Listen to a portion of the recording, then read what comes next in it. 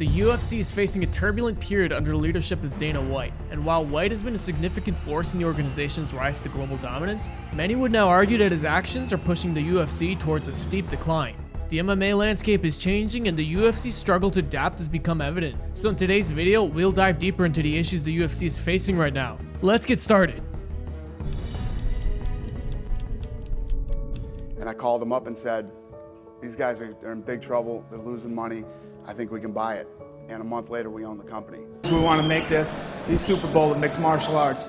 Under Dana White's direction, the UFC grew from a niche combat sport organization into a multi-billion-dollar global enterprise. If you're successful, you're going to make millions, you're going to get sponsorships, and you're going to become a superstar. Names like Conor McGregor, Ronda Rousey, Georges St. Pierre, and Anderson Silva brought the organization into the mainstream. Fighters became global superstars, beloved by fans and adored by sponsors. We're now one of the top 4 sports in the United States. These are the guys that helped establish the UFC as a place for any aspiring fighter. Over time though, this has changed. Where are the next generation of megastars?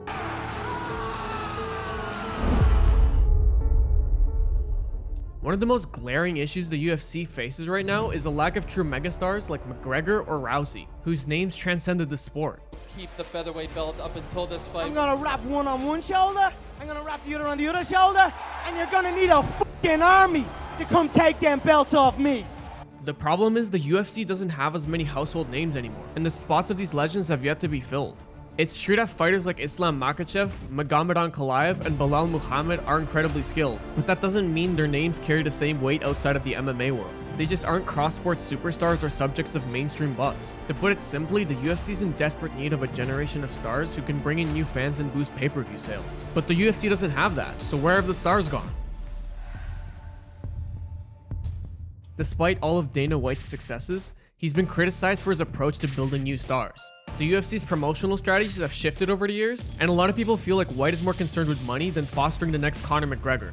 Take for example White frequently dismissing fighter pay, and his harsh approach towards fighters who want more money or just want fair contracts has led to widespread dissatisfaction among many fighters. I know so many fighters that are living in the Jackson's MMA gym because they can't afford to have their own apartment. And they're UFC fighters. And they just fought. So this is sad. This affects the morale of both current stars and those to come. Fighters get reluctant to speak out against their treatment, even though they want to. The UFC being reluctant to properly market the fighters and relying too heavily on spectacle rather than the sport itself has caused the promotion to suffer a lot. I don't doubt that pay-per-view sales are still decent, but the buzz surrounding big fights is lackluster right now. Dana's been focusing way too much on one-off matchups or spectacle fights, while the true essence of fights comes from the build-up of rivalry and the storylines. And unfortunately, the development of rising stars has taken a backseat. Additionally, some of Dana White's decision-making has led to some of the top stars leaving for other promotions or even retiring early. Fighters like Francis Ngannou or Nate Diaz have either left the organization or expressed dissatisfaction with the way White runs things. Departures of guys like these not only signal a loss of top-tier talent, but it also shows the UFC struggles to retain top guys. White's tough approach to fighter negotiations has pushed a lot of fighters away to look elsewhere for opportunities. Ngannou, who was one of the most exciting heavyweights in recent memory, parted ways with the UFC over a contract dispute. So he took his talents to the PFL, where he got a far more lucrative and flexible contract. As the UFC's competition gets bigger, White's inability to keep top talent in-house could spell the end of UFC's dominance. With that all behind us, the sport is now legit, and now we had to go out and find a television partner. A lot of critics are also pointing to Dana White's increasing focus on projects outside the organization as a contributing factor to its decline. Recent ventures like his Power Slap League and ambitions to create a new boxing league have raised concerns among fans and analysts alike. Power Slap, which has faced its own set of controversies and mixed reception, has taken up a considerable amount of time's White and energy. Its lack of appeal and controversies around the safety of slap fighting has only further divided the fan base, draws away even more attention at a really critical time for the UFC. The promotion's focus seems scattered, and a lack of attention to UFC events has left fans feeling really confused. Plus, White making a boxing league gives them even less focus. What's up, guys? We have just done a deal to start a new boxing league with Turkey. Yeah, people have been wondering if I'm getting into boxing. I'm in. Boxing has historically been a separate rival sport, And the idea of White trying to make that work raises concerns that he may be diluting his focus of the UFC's core product. As White becomes more and more distracted with these new projects, the UFC is going to find it harder and harder to maintain its dominant position in MMA. Ultimately, the UFC's future depends on whether White can refocus his attention on what made the promotion so great in the first place, like building fighters, creating legendary events, and staying ahead of the competition. But if White continues to divert his energy into other stuff, the UFC is going to probably find itself in a losing position in an increasingly competitive market. Another area where Dana has drawn a lot of criticism is his obsession with money fights. Instead of building up the sport's natural rivalries and allowing fighters to naturally grow into stars, the UFC has turned its attention towards short-term, highly marketable matchups. These kinds of fights are great for business in the short term, but they often come at the expense of the integrity of the sport. Fans want to see the best fighters face off in competitive bouts, but instead what they get is gimmicks designed to drive pay-per-view. This focus on big names and flashy promotions undermines the potential of up-and-coming fighters who would actually benefit from exposure in meaningful competitive bouts. Dana being reluctant to embrace crossover fights, both within the UFC and with fighters from outside promotions, has been a pain point for fans and analysts alike.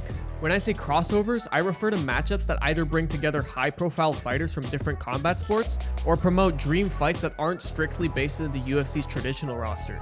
Think of fights like the highly anticipated Conor McGregor vs Floyd Mayweather boxing match, or even for the potential for a UFC fighter to face off against a Bellator or PFL champion. But like in the current landscape, combat sports fans have a lot of other options. Bellator, PFL, One Championship, and a lot of other regional promotions that offer entertaining bouts. So if the UFC doesn't capitalize on this cross-promotional potential, it seriously risks becoming irrelevant compared to these growing organizations, because they're willing to entertain these crossover matchups. Modern MMA fans don't just care about technical skill. They also crave entertainment, personalities, and spectacle. Fans do want to see the best fighters compete, but they also like the drama and trash talk that's included. It's naturally intriguing when there's a crossovers. Cross-promotional fights bring fresh energy into the sport, because it mixes fighters from different backgrounds and disciplines. It also promotes some friendly rivalry. By shying away from this trend, White is going to be contributing to a more stale and predictable product that's just not exciting as it once was. It's good. I mean, we keep, every year we get bigger, every year we get better. Despite all of this, Dana continues to assert that the UFC is thriving and that the business is stronger than ever. Although many fans are starting to question whether the sport's rapid commercial growth has come at the expense of its soul. The future of the UFC hinges on White's ability to make the right changes. The promotions are going to keep raking in profits through short-term gimmicks for now, but eventually the cracks are going to start to show. If they keep refusing to cultivate new stars and properly compensate fighters, the UFC is definitely going to lose its edge and they'll have no chance to reignite the passion for the sport. When I walk out, I am prepared.